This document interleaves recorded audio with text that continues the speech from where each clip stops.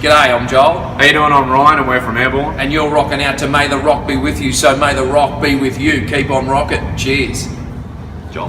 G'day, mate. Ryan. How are you, mate? Good, thank you very much. Welcome back to Australia and welcome to May the Rock Be With You. May the rock be with you too. Thank you very much. Thank you for your time. What's it like being back on home turf?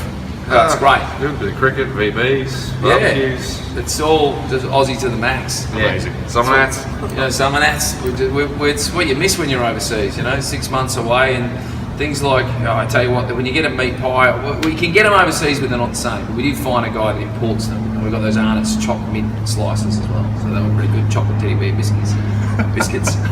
Yeah. Amazing. I was actually going to jump ahead later and ask this, but we'll do it now. Australia Day is coming up. What are you going to do? Well, I mean, it's Thursday, isn't it? Yeah. Yeah. I mean, is there cricket on? What's going on? I think so.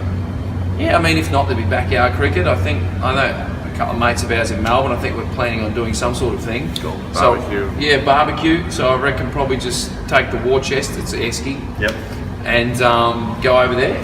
Great. And what's the most Australian thing you've ever done overseas? Have you done anything that's so Australian that you're just so proud that you've done it?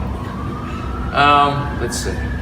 Well, I mean, I obviously say the crowd. You know, we'll be standing in front of a crowd, 2,000 people, and walk out and go, "G'day, Lil, how are ya?" And they seem to like that. So that's we always say g'day. Nice. Yeah. It's pretty Aussie to do that. Yeah. I invented the greatest thing of all time, the Tim Tamington. It's a Tim Tam and a Lamington put together. It's the, Oh, wow. Tim Tamington. Oh, Tim Tamington. Oh, I'm going to make a Tim Tamington when I get back to Melbourne. Definitely get on it. It's amazing. Make sure the jam's in the Lamington. Yeah, the jam. None of this sort of get the Lamington. There's no jam inside. You're robbed. Now we'll get back to the band. As a band, you're so energetic on stage. It's just ridiculous watching you guys up there. Is Airbourne off stage the same as on stage? Depends if we're having a drink, kind of. Yeah, we're having a drink. Otherwise, we're pretty reserved. Yeah. So the booze seems to vibe or something. We found we were napping a lot on the last tour, trying to reserve energy. Tour. Yeah, reserve energy for the show. Fair enough. Yeah.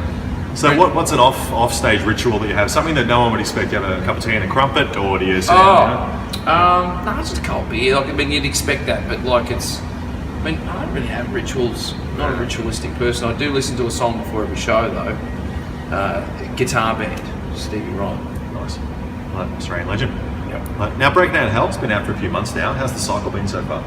It's been good. 6 months away on tour. It came out in the middle of that tour. So how long has it been out for? It came out in September. So yeah, it's been good. We've been flat out. Like, we left Australia and for 6 months, just bang like that. Yeah. We drove further than the Earth's circumference. So it was good to do that just in bus miles. We saw a lot of the planet, but we have just had our head down and we've been just not looking back, looking around. We've just been going. Yeah. But the crowds have been singing all the words and they've been loving it. So that's been the good thing. Right. I love that you worked with Bob Marley again, and from the first album to this one, what did he bring back to the band that was you felt might have been missing? Just the rawness. I think he knows how to get the best out of us. This time around was 10 years later, so we as musicians had been a bit more experienced about doing what we do, so he was able to work with more of what we've learned and extract that out of us. More tools in our toolbox to build with, basically. Cool. Yeah. I mean, he's a great producer. He's awesome. Does the job. Great guy too. He's really funny. If he wasn't a producer, he could have a really good career as a comedian. Yeah. It's good when you're in the vocal booth and you're not quite nailing the thing. Like, he just helps get you do. And same with the guitar solo. Like, he just helps. If you're frustrated, because it gets like that, 12 hours in the studio every day, you're starting to go a bit mental, and he helps actually bring the entertainment to the whole thing. Nice. Does he make you guys record live? Do you record live in the studio? Yeah. He's very much about getting the right part. So if you don't get it, it's like he has a saying. He goes, "That was great, Joel. Try that with timing, pitch, with your band and your drummer and your drummer, and put some passion into it." Nice. And he's like it's going on a record. And you go, "Oh, okay, we'll do it again." Like it was going to in the first place. Yeah. Now back to touring. What's the remainder of the year have in store for you guys? Well, we've got Europe coming up. I think we're going to go out to the States, but yeah, we've got the Europe Festival run, Donington and Hellfest, Rock and Ring, Rock and all Park, the big guns, Nova Rock. Quite a lot of festivals. And then we'll do a headline run at the end of this year as well. Yeah. And then there's plans for something to happen in 2018 because it's the anniversary of Running Wild. Okay. So we're looking at something cool for hopefully before the festival run, we get our new apartments, we're going to move house. Get some tracks down. Try and get some songs down for the next one. Where are you based now? Melbourne. Oh, you're back in living in Australia? We always lived in Australia. Oh, right. Like, we come home to Australia. Like it's kind of like we were saying before. Like if you've been loving coming home, it's kind of we live here is where we belong. But it feels like a holiday sometimes when we come home because we don't have to go out and tour. Look, our commute to work's 30 hours on a plane. Yeah. Because it's just it's nowhere. Well, in Australia we're going to play Melbourne, Sydney, and you know, and we did some of that, and we'll do Brisbane. We'd love to get to Perth. But it's just going to cost 30 grand to get there, so like, there's going to be 200 people, you know, at the gig in Perth. So we'd love to go there, but it's just, you know, unless there's a multi-millionaire who's going to pay for us to go, and we unfortunately can't go. But so it's like so we come home, we do a few shows, and then it's just like straight A. Yeah, nice. And back to Europe, you guys absolutely kill it over there. What do you think it is about Airbourne that people are just attached to and love? Oh, it's to explain it from another band's point of view. On the same year, this was 2008 or 9, we seen Rose Tattoo playing at the SB down in Melbourne, and there was maybe 200 people there. It was in the Gershon rooms, so still pretty full.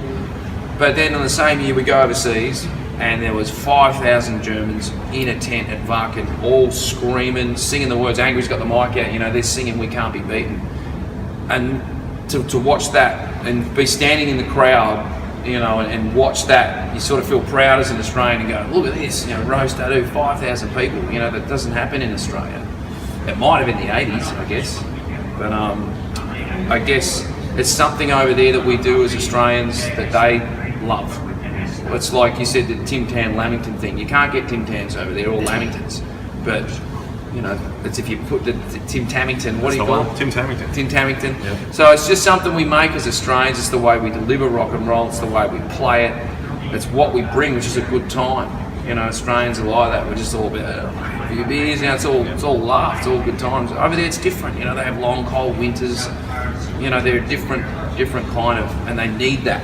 They need what we do, and it's in Australia. We've got said ice houses here. You know, we've got a lot of rock and roll bands in Australia, everywhere. Yeah. So we've got a lot of them. So it's not like Very cool. I'd like to see you guys over there one day just to witness it. You know what I mean? Just Yeah. that sort of thing. Maybe proud Australian. Now, as the band continues, it's very easy to say, what do you think's changed? But in the 10 years or so, what's the one thing you feel stayed the same? This shirt, I've actually, if you look at the holes in it, like it's, I had this, I've had this since we started as a band. I've bought this at Warrnambool Target. Actually, it was a Kmart, no, it was Target. Yeah. I think just constant touring, you know, just doing what we do. Oh, the shirt, it's a better idea. It's great. It really is though. Like I put it on today, and I was like, I've had this for a while, and then worked out, yeah, I actually have. Outstanding. And it goes back to the 10 years, running wild. It's 10 years, as you Yep. said. When you look back, what are some of your great memories of releasing a debut album? It's kind of like the beginning of a roller coaster. You sort of know what's going to happen with the loops and things, but you really don't know until you get on it and it starts going. Because I was like, it's got a 3-loop model, you know. And then you get on it, and then everything hits you. Everything's new, fresh. You go to Europe for the first time, the US for the first time. You go to all these places, and it's all brand new. And it's really exciting. But even when you release another record, you go back, people are still really excited. There's more of them, and they're singing the new words, you know. So Must be a bit of a buzz. it is a big buzz. Yeah, that's so cool. Now, so what's the one thing that you want to do as a band you haven't yet had the chance to do yet? Watch Lethal Weapon because we've been Yeah. saving it our whole lives. What's Lethal Weapon? That would be We stopped watching Lethal Weapon when we were 13. And because we were like, this is the greatest film ever. And same with Die Hard. Die Hards and Indiana Rambo and Jones. everything. So we have to as a band achieve. Well, see, one of them was to play Donington. We've already done that. You know, headline Donington, I think. And Headline then once Donington. we'd done it, we said, nah, hang on, Lethal Weapon's worth more than that. We need to headline Donington before we can do the whole Lethal Weapon box set. So you've never watched Lethal Weapon? Not No, we since have. Not since I was like 11 or something. Okay. Since we were kids, I can still remember what happens Kind of, but not really. But we want it to be fresh. I was So going we to say saved cancel it. the show. Cancel the show tonight. Watch Lethal Weapon. Get on that. Like, But it's just such a great film, and it's such a great thing. And I know they've remade it these days, and it's all shit. And that's just what they do. But Mad Mal and his element, you know, it's fucking unbelievable. And same with Bruce Willis back in the day when he was doing the Die Hards like that. And Same with Sly doing Rambo. Still comes out, kicks ass in the Expendables. You know, like the guy's unbelievable. But that's what we did as something is when we started the band was, well, we need to achieve this before we can do that. And what was the ultimate thing was we decided was, well, fuck, obviously it's Watch Lethal Weapon. So it's literally like Donington is where the whole Lethal Weapon is hanging off that. Yeah. I don't think that can ever be beaten as the answer to a question on what else ever in. Aussie rock scene at the moment, what are your thoughts on where it's at? Oh, look, the bands are great. There's a lot of talent out here in Australia, and it's just getting them over the ocean because the support in Australia it's not what it was in the 80s or the 90s. It's, you know, there's no real support network, and even when you had Soundwave and Big Day Out and those sorts of things, they didn't really support it either. You know, I remember they never let an Aussie act headline one of those events. And what we've seen is from being overseas, we've just been overseas with a band from Australia called Palace of the King. Oh, yeah. They were over there doing their own tour. They jumped on some shows with us, and they every night they came out, you know, and the crowd went right into them, and it was, and to see that, you know, and versus Australia, is the amount of love that the world has for Australian music is a really good thing. It's just such a big ocean, and it costs a lot of money to get there, but once you do, it's definitely worth doing it. Excellent. Well, hopefully you can keep up because there are some great bands out there that just need that push. Yeah, no, and that's the thing. Australia is a prisoner island. Yeah. Was that nice house? Yeah. well played. Brings it back. Yeah. And lastly, what I do with everyone is I get them to look ahead to the future. So Yep. I want you to finish this sentence for me. By the end of 2017, Airbourne want to Play rock and roll.